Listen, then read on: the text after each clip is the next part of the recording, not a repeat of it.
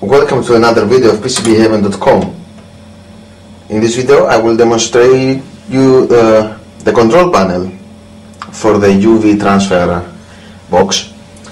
Now what you see here is the rotary switch. This is the main control for the whole box. This switch can rotate clockwise, counterclockwise, and it has also a built-in button, and I'm going to use all of these functions to control the box. Also, this one on the left is the start button, and this one on the right is the stop button. The green LED indicate that the box is under voltage, it's turned on, and everything is working perfect. And the red LED indicates that the box is currently processing a PCB. Now, these are the 4 LEDs here. I'm going to power up on the device. First, it runs a quick lamp test for the digits, and that's why you saw the 4H.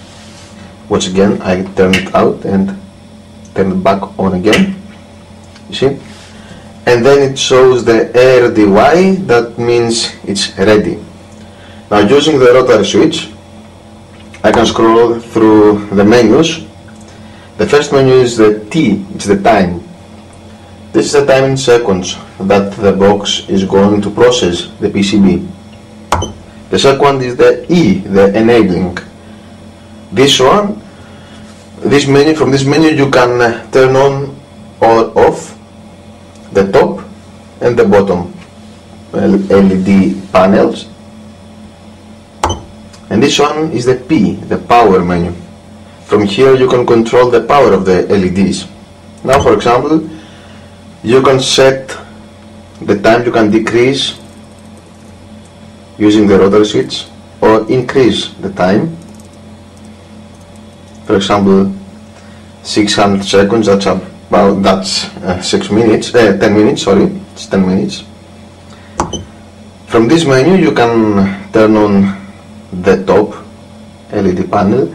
This one here is supposed to be the PCB, and this is the top panel enabled, the bottom panel enabled, or both top and bottom panel for double-sided PCBs. And this menu is the power menu. From here you can set the power of the LEDs. It can be set to 100 or reduced. The circuit uses PWM pulses to control the brightness of the LEDs. So, for example, we can set it to 60%. This is a percent value. Now, you can save or load each setup, because you may have different vendors for PCBs or chemicals, and you may need, for example, more or less time or more or less power.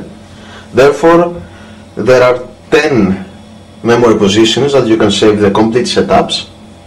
For example, this one with the 600 seconds, top and bottom, and the 60% power, I can save it, for example, to memory position 8. To do this, I press and keep pressed the rotary switch. I choose save. I can choose load or save. I choose save. I click once and go to position 8. I press and keep pressed for a second, and it's done. It's saved to position 8. With the same way, I can load a memory position. I press and keep pressed. I select load, press once, and for example I can choose, I don't know, maybe position 1.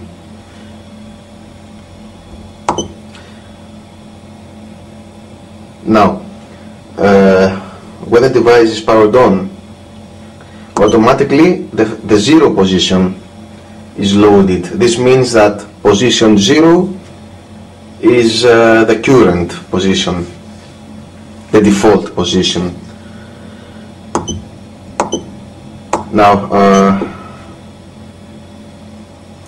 let's check this out. I can reduce now. Let's load another scenario, for example 9. Okay, this is only 180 seconds. I can reduce it back down to 10 seconds, 50 seconds, and I can start. To start the process, I have to press and keep press the start button. If I press it and leave it, it will not start. And I have to keep pressed for 3 seconds, and makes a sound, and this is a countdown timer. Now it's counting downwards, and when it goes to 0, it will automatically stop. But I can also cancel the process by pressing the stop button.